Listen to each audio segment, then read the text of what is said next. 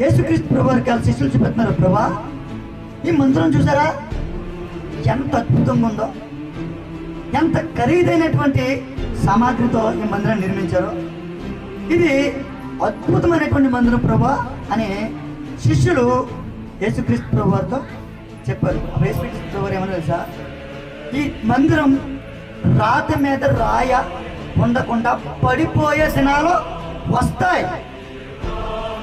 ఏంటంటే పడిపోయే దినాలు వస్తాయి అని చెప్పన్నారు. చెప్తే అడిగారు, ఇవి ఎప్పుడు జరుగును అని శిష్యులు అడిగారు. అలా చెప్పినటువంటి దేవుడు చెప్పాక 70 సంవత్సరాల తర్వాత ఆ ప్రవచనము నెరవేరింది. ఎలా నెరవేరిందంటే రోమీలు వచ్చి ఆ మందిరాన్ని పాడు చేశారు, మందిరాన్ని తగలబెట్టేశారు.